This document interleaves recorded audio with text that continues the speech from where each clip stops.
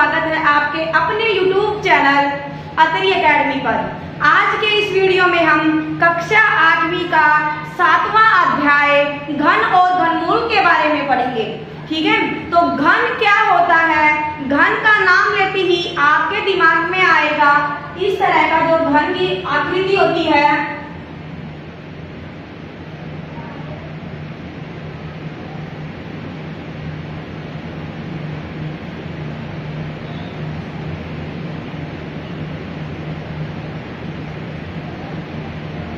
इसको आप क्या बोलेंगे? घन। और इंग्लिश में इसको हम बोलते हैं क्यूब। ठीक है, घन बोलेंगे इसको हम।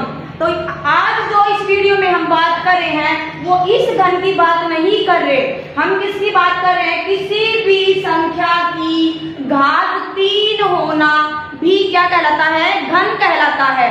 किसी भी संख्या की घात 3 होना। आप इन दोनों में थोड़ा सा एक संबंध होता है, याद रखने के लिए लिख सकते हैं। कैसे? अगर आप इस घन का आयतन निकालना चाहें, मान लीजिए ये घन है, घन की क्या पहचान होती है? घन की लंबाई, चौड़ाई और ऊंचाई तीनों ही क्या होती हैं? बराबर। अगर ये बराबर ना हो तो वो क्या बन जाता है? वो घनाभ होगा। ठीक है, लंबाई, चौड़ाई और ऊंचाई अलग अलग हो तो वो क्या बन जाता है? घनाभ बन जाता है। ठीक है, तो घन का आयतन निकालने का क्या फॉर्मूला होता है? लंबाई गुना चौड़ाई गुना ऊंचाई। एक बार देखिए, यहाँ से ये है घन का आयतन। क्या होगा? घन का आयतन होता है, यहाँ से होगा लंबाई गुना में हम लेंगे चौड़ाई और गुना में बन जाएगा ऊंचाई। ठीक है, अब आप देखिए जो घन होता है उसकी लंबाई भी, चौड़ाई भी और ऊंचाई भी तीनों बराबर होती हैं। तो ये यहाँ से क्या बनेगा? ए। ये क्या है? लंबाई है घन की। ऊंचाई कितनी बनेगी? यहाँ से ऊंचाई बनेगी घन की ए और चौड़ाई भी कितनी आ जाएगी? ए। तो आयतन का आपके पास सूत्र क्या बना? लंबाई भी ए है, चौड़ाई भी ए है और ऊंचाई भी ए है। तो ये कितना बन गया? ए की घात 3। ठीक है, इसी तरह से जो घन होता है उसमें भी क्या होती है? संख्या की घात 3। वैसे ये फॉर्मूला है नहीं, ऐसे आप याद करने के लिए दोनों को क्या कर सकते हैं? दोनों में संबंध बना सकते हैं सिर्फ अपनी याददाश्त के लिए। अब देखिए घन का मतलब क्या होगा? किसी भी संख्या की घात 3 होने का मतलब होता है उस संख्या की उसी संख्या से 3 बार गुना करना। अब ए की घात 3 है, ए गुना ए। क्या किया मैंने? ए किसी भी संख्या का घन का मतलब है उस संख्या की खुद से ही 3 बार गुना। यहाँ संख्या मैंने ए ली थी और ए की घात 3 है, यानी कि ए का घन है, तो बना ए गुना ए। ठीक है, अब इसी तरह से अगर मैं ले लूं 2 और 2 की घात मैंने 3 ले ली तो ये क्या होगा? 2 का घन होगा। इसको हम कैसे लिखेंगे? इसको हम लिखेंगे 2 गुना में 2 और गुना में 2। 2 की 2 से ही 3 बार गुना, और 2 का घन कितना होता है आपके पास? 8 होता है। 2 दूनी 4 और 4 दूनी 8, तो 2 का घन कितना हो गया? 8 हो गया। ठीक है, कई बार बच्चे गलती से क्या करते हैं? 2 3 6, 2 3 6 ऐसे नहीं, ये 2 गुना 3 हो तो 6। देखो इसको और इसको लिखने में अंतर है, ये नीचे लिखा जाएगा और गुना में होगा, लेकिन ये किसे लिखा जाएगा? सिर्फ घात में। 2 के ऊपर होती है घात, उसका मतलब होता है घन। ऐसे नीचे लिखा हुआ तो 2 गुना 3 क्या होता है? 6। इन दोनों में आपको अंतर पता होना चाहिए। ठीक है, ये हो गया आपके पास ही घन। अब देखिए यहाँ से घन आपके पास याद भी होने चाहिए आपको।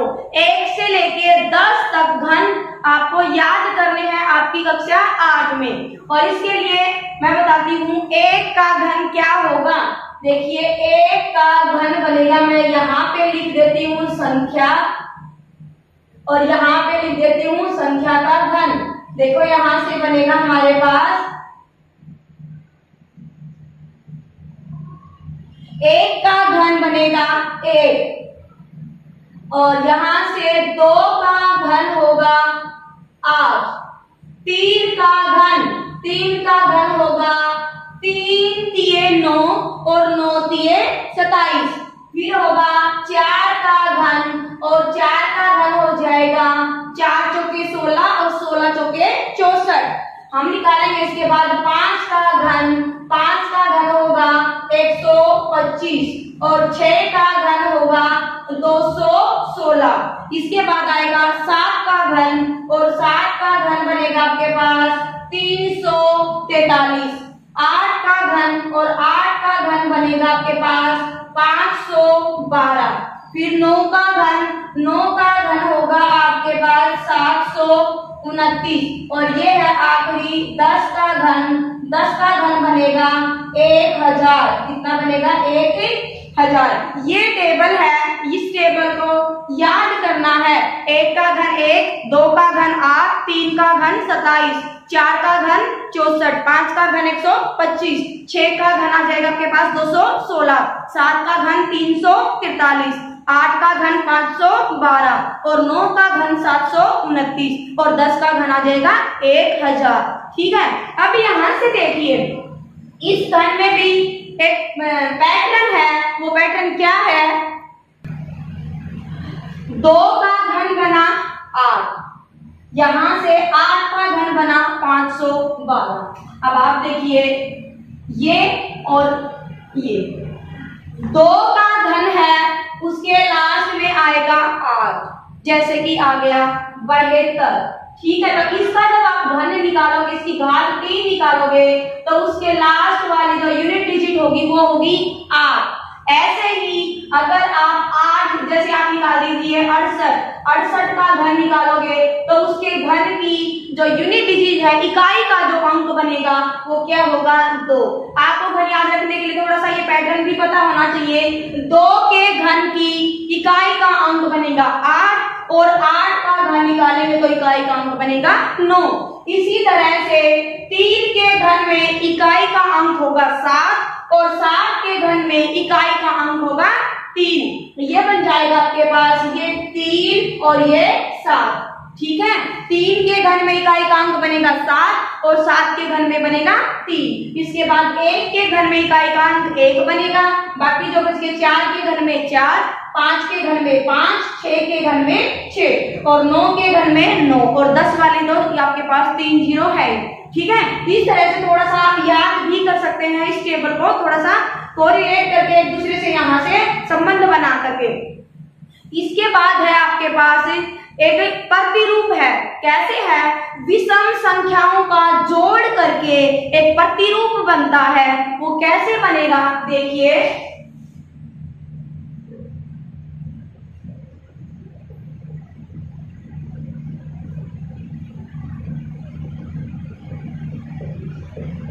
योग से बना प्रतिरूप। वो प्रतिरूप क्या होगा?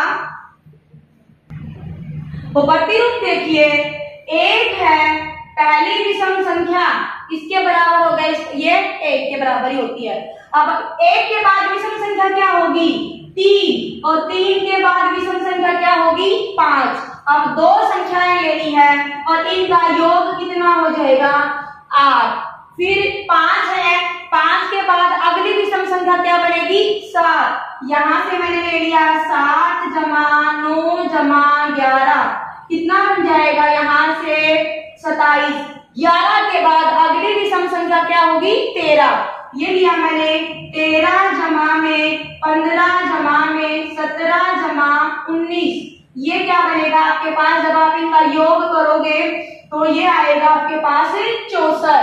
ठीक है, इसके बाद बनेगा 19 के बाद विषम संख्या क्या है? 21। 21 के बाद बनेगी 23। 23 के बाद बनेगी 25। 25 के बाद बनेगी 27।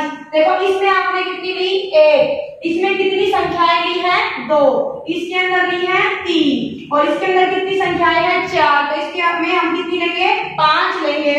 21, 23, 25, 27 और अगली आ जाएगी 29। जब आप इनका योग करते हैं तो कितना बनेगा? जब योग करेंगे तो हमारे पास आएगा 125 और इसी तरह से हम आगे भी लिख सकते हैं। एक बार देखो आप, 1 को आप 1 का घन लिख सकते हैं। देखो हाँ बिल्कुल लिख सकते हैं, ये आ गया 1 का घन। अब क्या 8 है, किसका घन है, ये 2 का घन है, तो यहाँ पे आ जाएगा 2 का घन। फिर आ गया 27, 27 क्या है, 3 का घन है, तो ये बन जाएगा 3 का घन। 64 है वो क्या है, 4 का घन है, और 125 है वो आ जाएगा 5 का घन। ठीक है, अब देखिए जब मैंने एक संख्या ली तो वो आ गया 1 का घन, लेकिन संख्याएं कैसी हैं, विषम संख्याएं हैं। 2 विषम संख्याएं ली से अगली, और वो बन गई 2 का घन। अगली 3 विषम संख्याएं ली, बन गया 3 का घन, और अगली 4 विषम संख्याओं का योग किया तो बन गया 4 का घन 64, और 5 विषम संख्याओं का योग किया तो वो बन गया 5 का घन 125। ठीक है, इसी तरह से आप इस प्रतिरूप को और आगे भी कर सकते हैं। अब हम करेंगे अभाज्य गुणनखंड द्वारा घन निकालना। जैसे ये आपने टेबल है, इस टेबल में जो लिखा गया है ये घन है। अगर आपको ये याद नहीं हो कि 729 किसका घन है, तो आप कैसे निकालोगे, घन कैसे निकालेंगे। घन निकालने का जो विधि है या तरीका है उसको हम क्या बोलते हैं, अभाज्य गुणनखंड। अब देखिए अभाज्य गुणनखंड कैसे हल करते हैं हम। अब हम अभाज्य गुणनखंड विधि के द्वारा क्या निकालेंगे, घन निकालना सीखेंगे। ये है आपके पास 2744। हम देखेंगे कि इस संख्या का घन कैसे निकलेगा, और अगर ये पूर्ण घन है तो क्या होगा, अगर पूर्ण घन नहीं है तो क्या होगा। अब देखिए यहाँ से लास्ट में इसकी कितनी है, 4, तो आप इसको 2 से भाग कर सकते हैं। 2 से करेंगे, 2 एकम 2, 2 दिए 6, 1 बच गया। फिर यहाँ से हमने 4 लिया, 2 साते 14, और 2 दूनी 4। अब ये लास्ट में कितना आया है, इकाई का अंक फिर से 2 है, तो हम 2 को एक बार फिर से इस संख्या को 2 से भाग कर सकते हैं। यह आ जाएगा 2 छिके 12, यहाँ से 1 और ये 7 लिया, 2 8 16, 1 बच गया, और यह आ जाएगा 2 छिके 12। ठीक है, यहाँ से ये आ गया 2 छिके 12, 2 8 16, 1 और 2 छिके 12। ठीक है, अब हम करेंगे फिर से 2 से, 2 दिए 6, 2 चौके 8 और 2 दिए 6। ठीक, अब यहाँ पे कितना आया है हमारे पास, इकाई का अंक 3 है, तो 3 है, ये क्या है, एक विषम संख्या। तो अब हमारा जो अभाज्य गुणनखंड होगा वो क्या होगा, विषम संख्या ही बनेगा। और ये सम संख्याएं थी तो ये अभाज्य जो गुणनखंड बनेंगे वो भी क्या होंगे, सम होंगे। और विषम संख्या है तो गुणनखंड कैसे होंगे, विषम बनेंगे। अब देखिए यहाँ से 3 से 3 है तो मैंने 7 से किया, 7 चौके 28, ठीक है, और 7 में 63। यहाँ से फिर मैंने 7 से किया तो 7 7 आ गया 49, और 7 से किया तो ये बन गया 1। तो अब हम कैसे लिख सकते हैं, 2744 को हम लिख सकते हैं 2 गुना 2 गुना 2, यानी कि 3 बार मैंने लिखा है 2, यहाँ से 2 गुना 2 गुना में 2, फिर लिखा 3 बार 7, 7 गुना में 7। ठीक है, अब घन में मैंने क्या बताया था, किसी भी संख्या की 3 बार गुना होना घन कहलाता है। यहाँ से ये क्या बन गया, ये 2 की घात 3 बन गया, और यहाँ से ये 7 की घात 3 बन गया। ठीक है, अब यहाँ से देखिए दोनों की घात क्या है, समान। 2 की घात भी 3 है और 7 की घात भी 3 है। आप क्या लिख सकते हो इसको, 2 गुना में 7 और पूरे की घात 3 लिख सकते हैं। 7 दूनी कितना आ जाएगा, 14, और 14 का घन बन गया ये 2744। हम कह सकते हैं कि 2744 एक पूर्ण घन संख्या है। पूर्ण घन संख्या क्या होती है, जिसका आपके पास क्या आ जाए, पूरा घन निकल जाए, जिसके जो आपके पास 3 3 के जो जोड़े हैं वो पूरे बने, वो क्या बन जाएगी, पूर्ण घन संख्या। यहाँ से मैं एक चीज और बताना चाहूंगी इस टेबल की सहायता से। आप देखिए यहाँ से 3 का घन 1 है, 1 का घन 3 है, 3 का 27, 5 का 125, इसी तरह से 7 का और 9 का। मतलब मैं क्या बताना चाह रही हूँ, विषम संख्या है उसका घन भी विषम संख्या ही होगा, और सम संख्या है उसका घन सम संख्या ही है।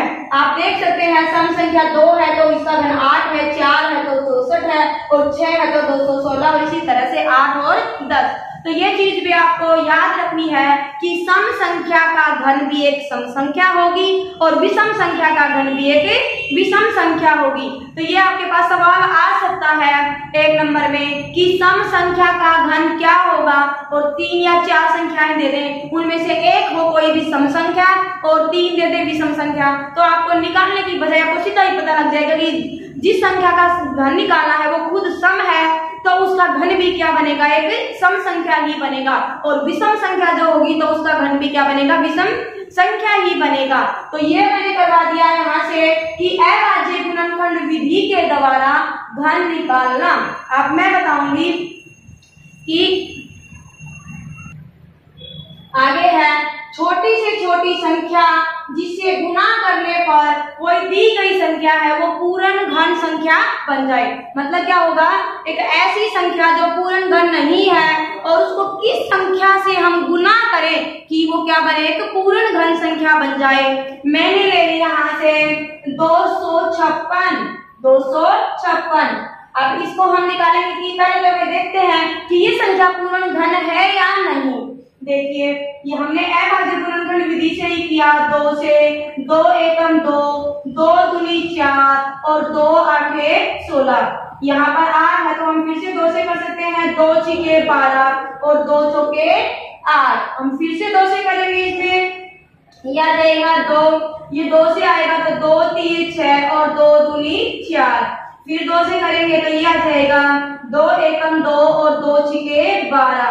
फिर से 2 करेंगे तो यह आ जाएगा 8 दूनी 16। 2 से किया तो यह आ गया 2 चौके 8, और यहाँ से फिर से 2 से किया तो आ गया 2 दूनी 4, और फिर से 2 से किया तो यह आ गया 2 एकम 2। इसका मतलब क्या हुआ, यहाँ से 1 2 3 4 5 6 7 और 8 कितनी बार आया है, 2 8 बार आया है। यानी कि मैंने लिख दिया 256 को कैसे लिखा, 2 2 2 और यहाँ से 2, फिर से लिखा 2 गुना 2 गुना 2, और मैं इसको ऐसे लिखती हूँ, और फिर से किया 2 गुना में 2, 3 3 6 और 2 8 बार हो गया। अब देखिए यहाँ से क्या होगा, 256 के कितनी बार गुना आई है, 8 बार आई है। ठीक है, तो अब जब मैंने क्या कहा था घन होगा तो क्या होगा, यहाँ से 2 का 3 बार गुना करने से एक आपके पास जो जोड़ा है वो पूरा हो गया, यहाँ से दूसरा जोड़ा भी पूरा हो गया, लेकिन यहाँ से क्या बचा, यहाँ से हमारे पास 1 2 और हो तो ये तीनों ही जोड़े क्या हो जाते हैं, पूरे हो जाते हैं। होते हैं या नहीं बताइए आप, यहाँ तो यहाँ से मेरे पास एक क्या होना चाहिए, 1 2 और होते ही जो ये है आपके पास 256 वो क्या हो जाएगी, एक पूर्ण घन संख्या बन जाएगी। पूरे 3 3 के जोड़े होने में किसकी कमी है, 1 2 की और कमी है। ठीक है ना, तो अगर मैं 256 को एक बार देख लीजिए, अगर मैं 2 से गुना कर दूं तो कितना बनेगा, 256 की 2 से गुना करने पर बनेगा 512, और 512 किसका घन होता है, 512 8 का घन होता है।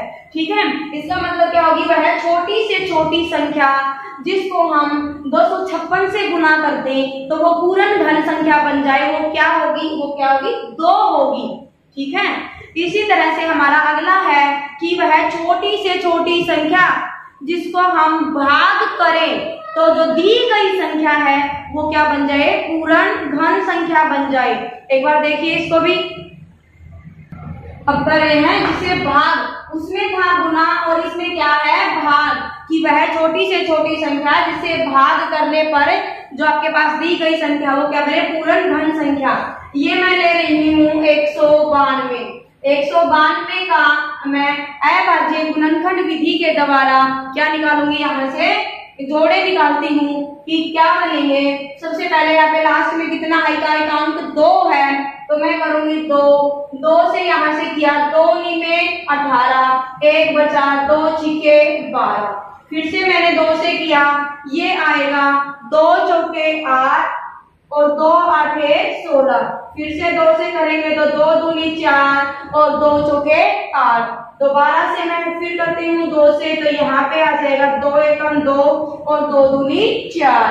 फिर से 2 से करते हैं तो ये कितना बन जाएगा आपके पास 6। 2 से किया तो ये बन गया 3 और 3 से किया तो ये बन गया 1। अब हमने क्या किया है 192 के मैंने गुणनखंड निकाले हैं और वो क्या है 2 3 2 गुना 2 गुना 2।